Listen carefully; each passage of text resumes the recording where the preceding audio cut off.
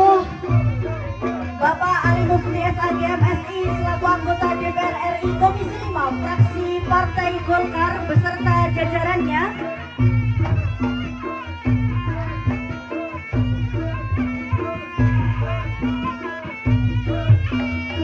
Sugeng rawuh Ibu Camat Siman, Ibu Setia Antari Esos, Kapolsek Kecamatan Siman, dan Ramil Kecamatan Siman, dan seluruh kepala desa, termasuk Desa Demangan, Brahu, Tranjang, Rono Sentanan, Sekaran, Pijeran, Jarak, dan juga Manuk, beserta jajaran seluruh perangkat desanya.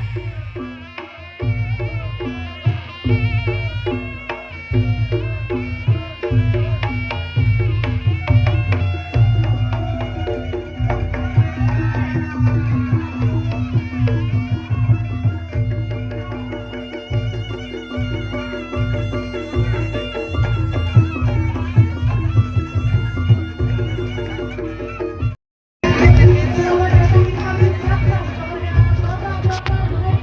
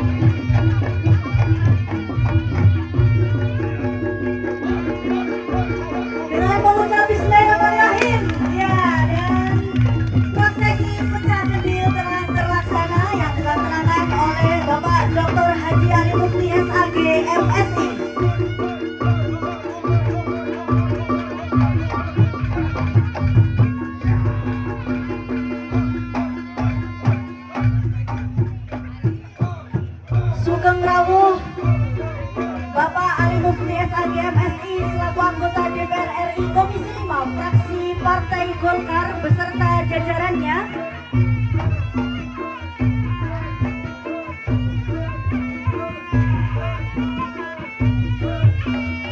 Sugeng rawuh Ibu Camat Siman, Ibu Setia Antari Esos, Kapolsek Kecamatan Siman, dan Ramil Kecamatan Siman, dan seluruh kepala desa, termasuk Desa Demangan, Brahu, Tranjang, Rono Sentanan, Sekaran, Pijeran, Jarak, dan juga Manuk, beserta jajaran seluruh perangkat desanya.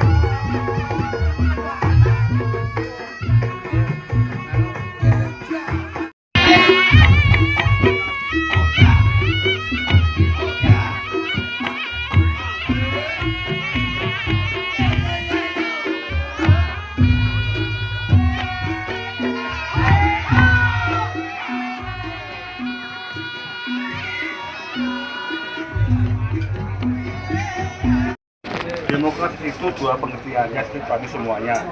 Demokrasi itu bisa satu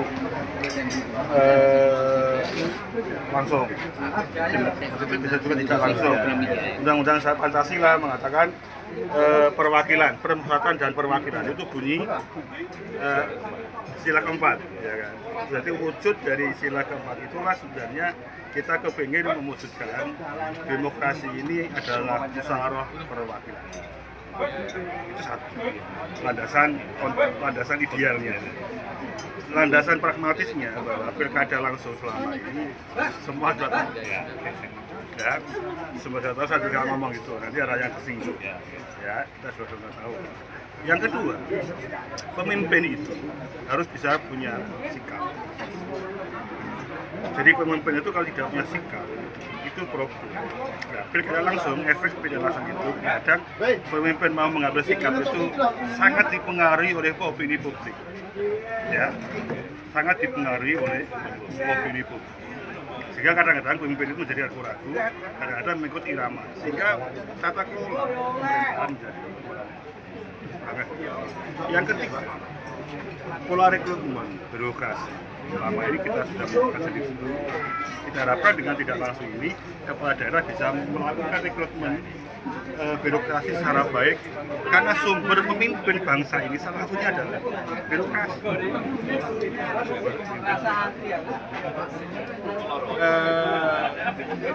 Berikutnya apa?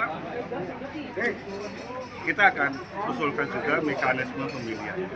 Ya, seandainya pilkada itu tidak langsung, kan akan publik mengatakan korupsi transaksi akan terfokus di partai politik dan di DPRD.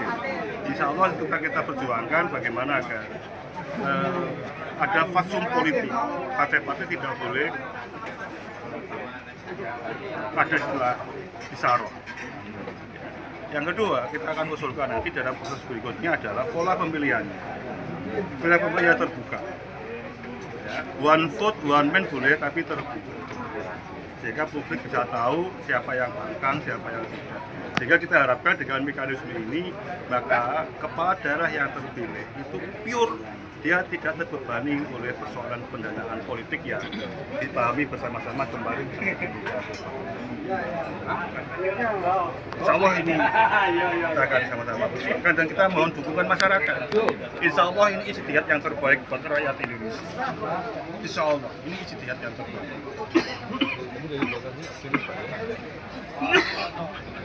Untuk optimis.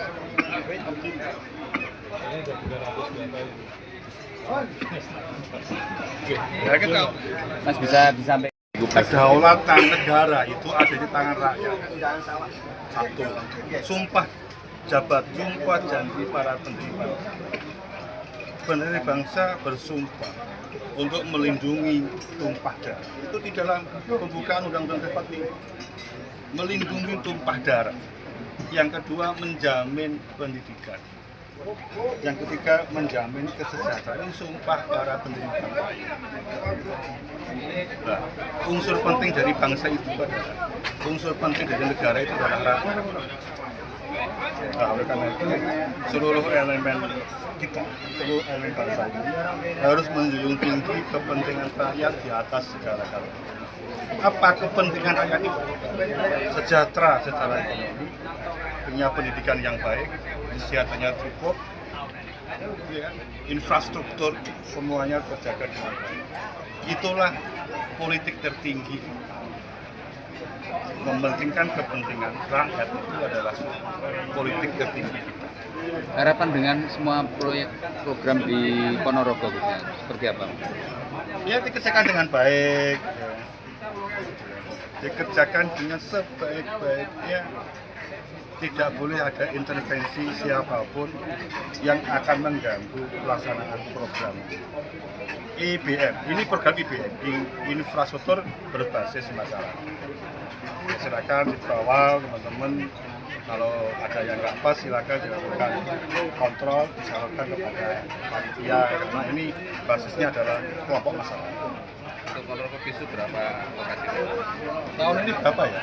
Lupa saya. Kalau tahun depan ada 4 untuk bisu tahun 2002. Oke, terima kasih.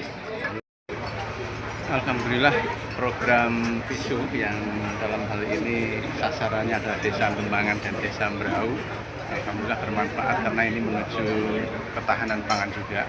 Kemarin kita memang bersepakat dengan Desa Lembangan untuk ditempatkan di jalan ini. Ini adalah jalan perbatasan antara Desa Mbrau dan Desa Lembangan. Sebelah utara ini Desa Mbrau, selatan jalan ini Desa Lembangan. Alhamdulillah telah selesai dan telah bermanfaat. Kita juga mengucapkan terima kasih kepada Pak Haji Alimukti yang dengan aspirasi dari Pak Ali ini kita bisa mendapatkan program senilai 500 juta. Mudah-mudahan ini kedepannya benar-benar bisa bermanfaat untuk masyarakat Desa Mbrau dan juga Desa Lembangan, dan juga mudah-mudahan ada program-program lain yang menyusul ke Desa Mbrau dan Desa Lembangan. Tadi sempat disebutkan ada 8 desa itu programnya apa saja? Desa Mbrau itu Pisu sama PSPS, kemudian Desa Lembangan Pisu sama P33I, kemudian desa sekarang itu P3TGI, Jarak Tranjang itu PSPS, kemudian mana itu Pijeran P3TGI, Rono Sentaran P3GAI, kemudian yang terakhir Desa Manuk itu Alsintan.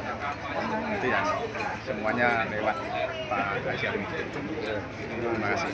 Terima kasih Pak. Terima